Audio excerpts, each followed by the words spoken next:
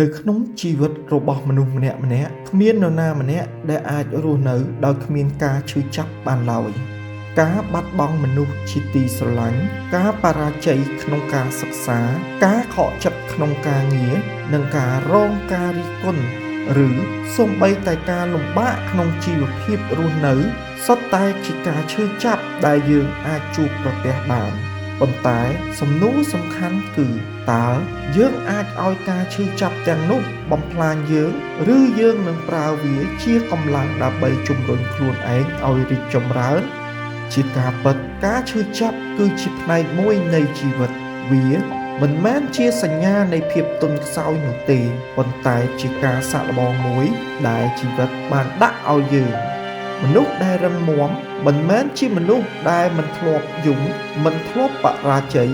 ឬមិនធ្លាប់ឈឺចាប់នោះទេផ្ទុយទៅវិញពួកគេគឺជាមនុស្សដែលអាចក្រោកឈរឡើងវិញបន្ទាប់ពីដួលជាច្រើនដងសូមគិតមើលថាប្រសិនបើគ្មានភាពងងឹតយើងក៏មិនអាចដឹងពីតម្លៃនៃពន្លឺបានដែរប្រសិនបើគ្មានការលំបាកយើងក៏មិនអាចដឹងពីតម្លៃនៃភាពជោគជ័យបានដែរដូច្នោះការឈឺចាប់គឺជាគ្រូបង្រៀនដ៏ល្អម្នាក់ដែលបង្រៀនយើងឲ្យមានភាពអត់ធ្មត់ការទទួលខុសត្រូវនិងការតស៊ូមនុស្សជាច្រើននៅពេលជួបបញ្ហាតែងតែបាក់ទឹកចិត្តហើយគិតថាខ្លួនឯងគ្មានសមត្ថភាពប៉ុន្តែការគិតបែបនេះអាចធ្វើឲ្យយើងបាត់បង់ឱកាសក្នុងការអភិវឌ្ឍខ្លួនរាល់ការបរាជ័យសុទ្ធតែមានមេរៀនលាក់ខ្លួននៅពីក្រោយវានៅពេលយើងបរាជ័យក្នុងការប្រឡងវាបង្រៀនយើងឲ្យយើងខិតខំរៀនបន្ថែមនៅពេលយើងត្រូវគេរិះគន់វាបង្រៀនឲ្យយើងកែលម្អចំណុចខ្វះខាតនៅពេលយើងជួបការខកចិត្តវាបង្រៀនយើងឲ្យយើងរឹងមាំនិងប្រុងប្រយ័ត្នជាងមុនមានពាក្យមួយនិយាយថាគ្មានភាពជោគជ័យណាដែលកើតឡើងដោយគ្មានការតស៊ូឡើយពាក្យនេះពិតជាមានអត្ថន័យយ៉ាងជ្រាលជ្រៅមនុស្សជោគជ័យភាគច្រើនសុទ្ធតែធ្លាប់ឆ្លងកាត់ការឈឺចាប់និងឧបសគ្គជាច្រើនមុនពេលពួកគេឈានទៅដល់គោលដៅដែលគេចង់បានពួកគេមិនបានបោះបង់ឡើយប៉ុន្តែបានប្រើការឈឺចាប់ទៅជាថាមពលដើម្បីបន្តដំណើរទៅមុខ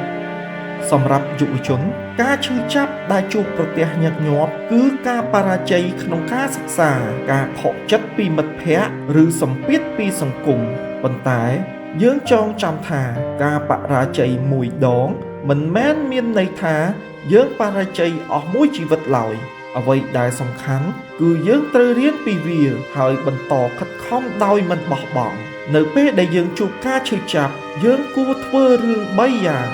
ទី1គឺការទទួលស្គាល់ការពិតកុំរត់គេចពីបញ្ហាព្រោះការរត់គេចមិនអាចដោះស្រាយបញ្ហាបានទេទី2គឺរៀនពីមេរៀនដែលការឈឺចាប់បានបង្រៀន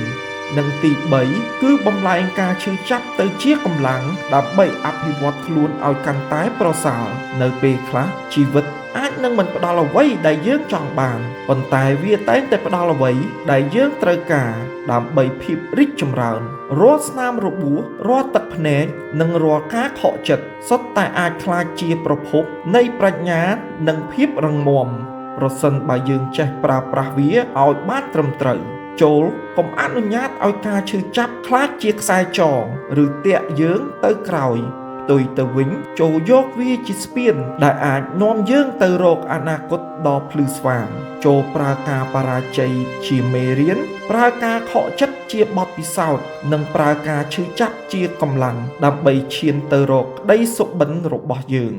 ការឈឺចាប់ធ្វើឲ្យយើងដួលប៉ុន្តែការតាំងចិត្តអាចធ្វើឲ្យយើងក្រោកឈរឡើងដូច្នោះចូលយកការឈឺចាប់ធ្វើជាកម្លាំងមិនមែនជាឧបសគ្គនៃជីវិតឡើយ